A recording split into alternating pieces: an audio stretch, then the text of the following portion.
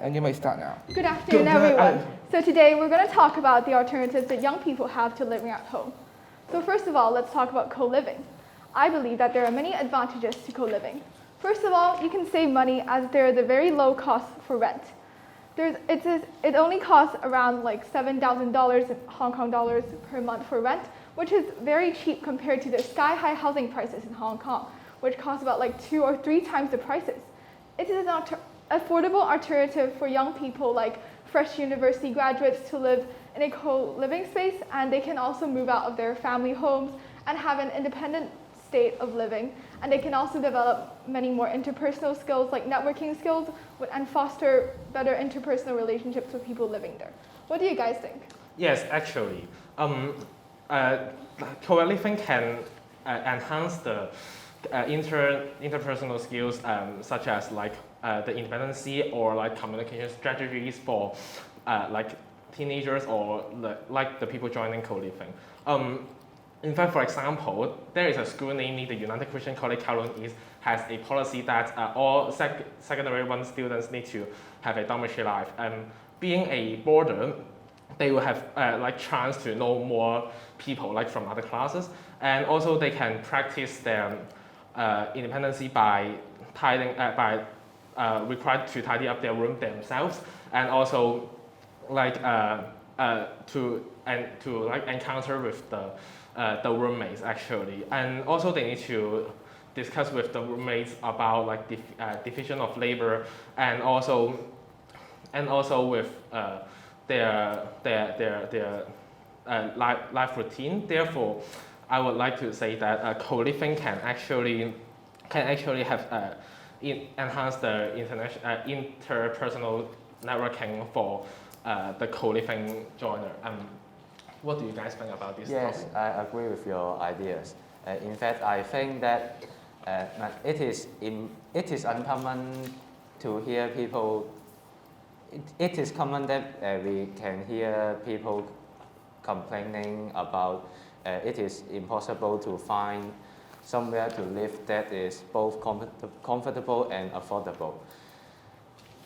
Co-living can take away this pressure and ensuring that we can have a clean, safe, and well-maintained place to sleep, eat, and relax.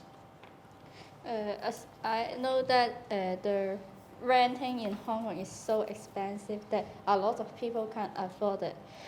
And also waiting for the public housing need to wait for about more than 2 years. So where do these people live? They may just live in some place that is so dirty.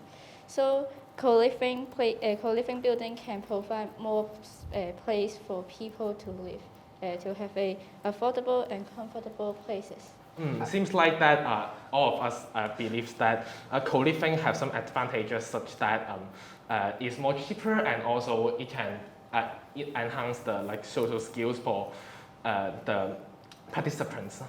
Do you guys have anything to add on the advantages? I think it's like a cheaper alternative to like cage homes and subdivided flats. For example, like their living environments are terrible, and it's very unhygienic for people to live in cage homes, and they only have a single bed space. But for example, like co-living space, they have a more hygienic environment, and people can actually have a better home. So moving on, we should talk about the disadvantages of co-living. So I believe that there is a lack of personal space. For example, if you're a newlywed couple who wants to start their own family, you don't even have a space to like raise your kid. And the screaming and crying sounds of babies may make the tenants very annoyed and also not happy with the living environment, and they may force them to move out. And I think like the co-living space is not suitable for everyone, but I do think it's a better alternative to like terrible living environments. Do you have anything to add? In fact, she has made a very good point, because there is quite a number of disadvantages for co-living actually. Like as candidate A mentioned, personal space for co-living participants is limited actually. I would like to add on one more example is that the participant cannot invite their friend to come over to their place to sleep over or have some like social activities, because this may disturb their roommates, such that the personal space and privacy is limited when it comes to co-living. Do you guys have anything to add on about the disadvantages of co-living? If no, let's move on to... Yes, I have. I have a similar idea with you. I think it will affect the family relationships since we do not live with our family anymore. We have less time being together. Also, it is hard to invite our family members to visit our co-living house for family gathering. Since there are public areas in co-living areas, not everyone like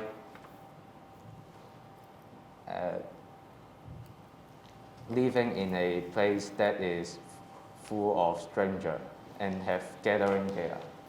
It can be observed that all of us believe that co-living would reduce in the limitation of privacy and personal space. And when it comes to the rules that co-living accommodations should have, is that actually the participants should respect others' roommates' privacy. Since that some of the participants may violate others' privacy by looking at somebody's personal property, such as diary, which would result in a worsening of the relation between those roommates and would create a very uncomfortable environment for the participant to continue living.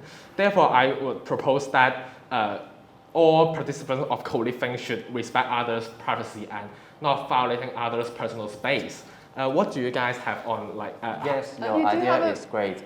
I think we should add more, add a rule that that is no smoking. It will affect others by harming others' health, and also the cigarette will make the living areas dirty, making the wall become yellow, and it is hard to maintain a good living environment. You do have a valid point. So I believe that we should do a background check for all residents that are living in the co-living space. So you won't feel safe living with people who have a criminal record or have criminal records for stealing, theft, or burglary, or even killing people. So that is very dangerous for our residents, and it should really be maintained in the building. Seems time is running short. Let's wrap up. In fact, we have covered quite a few number of topics, such as the advantages of co-living, the disadvantages of co-living, and the rules that co-living accommodations should have. No smoking, or respecting others' privacy, and also restricting people with criminal records. Thank you. Thank you. So let's move on to the individual response, and we will start from candidate A. Candidate A, should the government encourage co-living? You may start. You may start now. Yeah. I believe that the government should encourage co-living.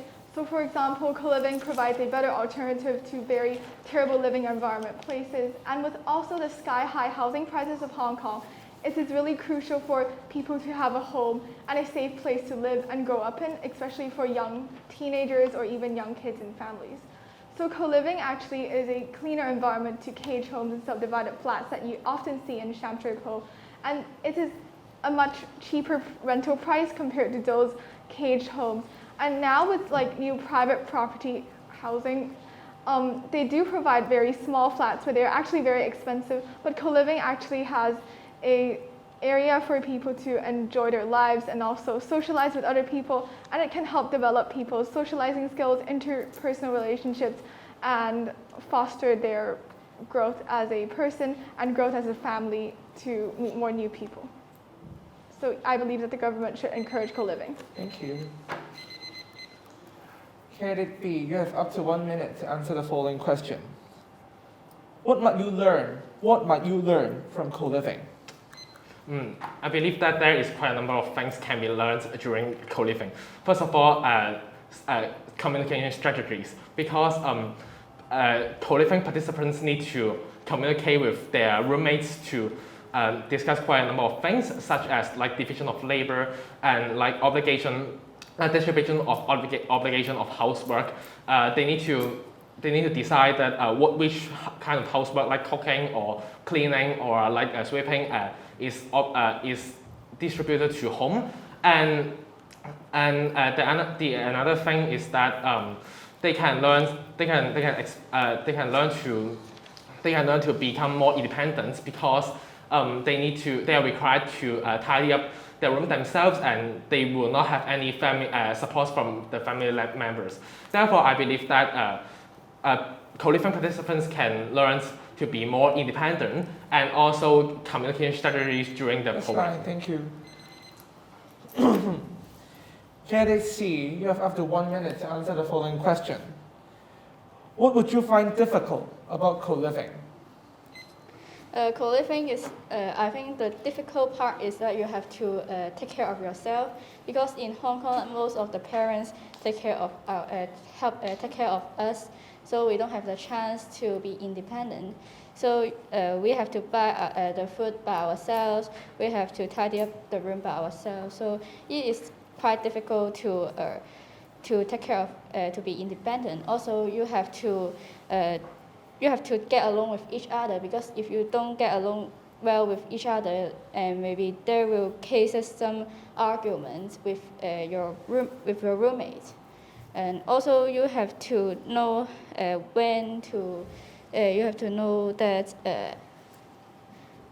you have to know how to take care of yourself. If you don't know how to take care of yourself, you can't do anything. This is the end. Thank you. Yes, thank you. Finally, for candidate D, you have up to 1 minute to answer the following question. Why is having some private space important?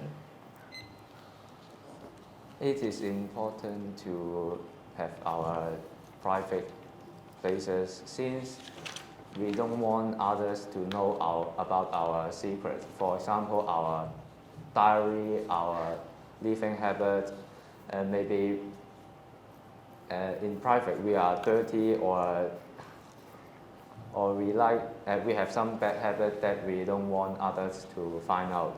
Also, I think privacy, we should respect others by don't look at others' privacy. For example, we shouldn't look at others' diary or their mobile phone.